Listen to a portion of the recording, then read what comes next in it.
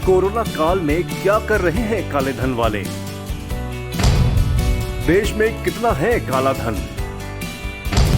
लोग किन तरीकों से कर रहे हैं इसे व्हाइट? नोटबंदी के दौरान कैसे ब्लैक मनी हुआ था व्हाइट? इस काले धन को कैसे बाहर निकालेगी सरकार? ब्लैक मनी क्या है? ब्लैक मनी सामान खरीदते समय बिल ना लेना, प्रॉपर्टी खरीदते समय कुछ पैसे कैश में दे देना और उसे कागजातों में ना दिखाना, कारोबार से की गई पूरी कमाई को ना बताना, कुल मिलाकर जिस पर आप टैक्स नहीं भरते हैं वो सब काला धन है और ये अपराध है। बावजूद इसे छुपाने के लिए लोग हजार तरीके इजाद करते हैं और कई छिपे हुए तरीकों से वो काले धन को सफेद में भी कन्वर्ट कर देते हैं। इस एपिसोड के जरिए पत्रिका आपको ऐसे गलत तरीकों से बचने के लिए आगाह करना चाहता है। तो चलिए शुरू करते हैं। देश में कितना है काला धन? 2018 में एक रिट पिटीशन सुप्रीम कोर्ट में दायर की गई थी, जिसमें अनुमान लगाया गया था कि भारत का 300 लाख करोड़ रुपए काला धन विदेश के बैंकों में जमा है। इसके अलावा भी देश के अंदर काफी ब्लैक मनी है जो सर्कुलेट हो रहा है। कैसे हो रहा है कन्वर्ट? 17 जून को दिल्ली के एक ज्वेलर को गुरुग्राम के एक होटल में पुलिस ने 4 करोड़ की नकदी के साथ गिरफ्तार कर लिया था। पुलिस का मानना था कि वो नकली करेंसी थी। इस काले पैसे को व्हाइट में कन्वर्ट करने के लिए उसने 4 और लोगों को होटल में बुलाया था, जिसमें केरल का एक शख्स भी शामिल था। यह तो एक केस की बात हो गई। ऐसे कई और मामले सामने आए हैं जिसमें कुछ पैसे वाले लोग ब्लैक मनी को व्हाइट में कन्वर्ट करते देखे गए हैं। इलाहाबाद कोर्ट के वकील चंद्रचूड़ पांडे ने हमसे बात की और उन्होंने बताया कि अमूमन लोग कई तरीकों से हेराफेरी करते हैं, जैसे दूसरे के नाम पर प्रॉपर्टी खरीदना। इनमें घर के नौकर और ड्राइवर जैसे लोगों के नाम पर भी खरीद फरोख्त की जाती है, या फिर प्रॉपर्टी को खरीदकर दूसरे को दे दिया और बाद में वही प्रॉपर्टी गिफ्ट के तौर पर वापस ले ली। कुछ लोग किसी एनजीओ या ट्रस्ट को काला धन देकर उससे ब्याज के रूप में धीरे धीरे पैसे वापस लेते हैं। स्विस बैंक, ये वाला भारत में काफी कंट्रोवर्शियल रहा है।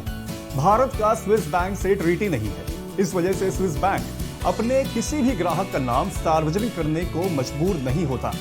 इसी का फायदा उठाकर लोग अपनी काली कमाई वहां एजेंट के जरिए जमा कराते हैं।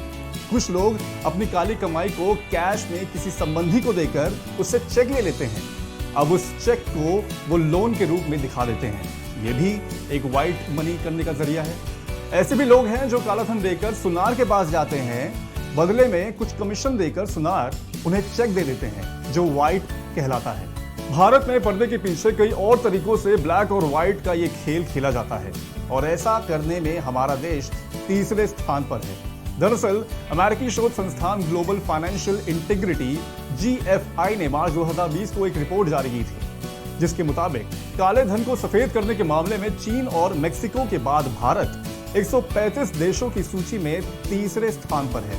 इस रिपोर्ट की माने तो करीब 10 सालों में 6,110 अरब रुपए की काली कमाई को सफेद किया जा चुका है। नोटबंदी में क्या ऐसा ही हुआ था? देश और दुनिया में तहलका मचा देने वाले नोटबंदी के दौरान भी कई तरीके खबरों में छाए रहे थे। How to convert black money उस दौरान गूगल पर सबसे ज्यादा सर्चेबल कीवर्ड रहा था। उनमें से कम 6 से 7 तरीके तो आपने खुद ही देखे होंगे, जैसे कंपनियां अपने एम्प्लॉयज को एडवांस में सैलरी देने लगी थी, मंदिरों में लाखों करोड़ों का दान देने और पुजारियों से कमीशन सेट करके उस पैसे को व्हाइट में कन्वर्ट किया गया था। रेलवे टिकट की कई गुना ज्यादा बुकिंग हुई, जिसके बाद में कैंसिल कराकर दलालों ने व्हाइट पैसा हासिल कर लिया था। बिल्डरों ने बढ़े हुए दामों में प्रॉपर्टी को बेचा और बैंक से साठगांठ में पुरानी करेंसी जमा करा दी। कुछ लोगों ने तो 2-3 साल तक का फ्लैट का किराया एडवांस में पुरानी करेंसी के रूप में दे डाला था। ये नोटबंदी के दौरान अपनाए गए तमाम तरीकों में से कुछ तरीके थे। कितना पैसा हुआ होगा व्हाइट में कन्वर्ट? इसका कोई क्लियर कट आंकड़ा तो नहीं है, लेकिन कांग्रेस सरकार में वित्त मंत्री रहे पी चिदम्बरम ने RBI के आंकड़े को लेकर कहा था कि अगर नोटबंदी से सारे पैसे RBI के पास वापस आ गए हैं तो इसका मतलब यह है कि 3 से 4 लाख करोड़ रुपए के काले धन को सफेद कर दिया गया है। कोरोना काल में क्या कर रहे हैं काले धन वाले? जानकारों की मानो तो जहां ईमानदारी से पैसे कमाने वालों की आर्थिक स्थिति बिगड़ी हुई है, तो वहीं काला धन रखने वाले लोगों की सेहत पर ज्यादा फर्क नहीं पड़ा है। हाँ, ये जरूर है कि जब सब कुछ बंद है, जैसे कि रियल एस्टेट बिजनेस, तो इसमें निवेश करने वालों का पैसा फंस गया है। क्योंकि इस दौरान खरीदारी बेहद कम है। जानकार यह भी कहते हैं कि इस वक्त कुछ लोग अपना पैसा लोगों को ब्याज पर दे रहे होंगे। काला धन को वापस लाने की सरकार की क्या है योजना? अब काला धन तो खूब है, लेकिन लोग खुद तो सामने आ नहीं रहे, इसलिए सरकार ने एक योजना निकाली है। फरवरी 2020 में सरकार विवाद से विश्वास योजना लाई थी, जिसे टैक्स चोरी करने वालों के लिए एक मौका था। इस योजना से सरकार का टारगेट 9.32 लाख करोड़ रुपए के टैक्स से जुड़े मामलों को निपटाने का था।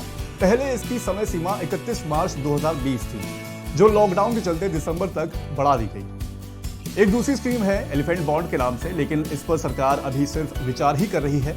एक अनुमान के मुताबिक एलिफेंट बॉन्ड योजना से विदेश में जमा 500 अरब डॉलर काला धन वापस आ सकता है, लेकिन इसमें लोगों को 15% की पेनाल्टी के रूप में देना होगा और उसका बाकी सारा पैसा वाइट हो जाएगा।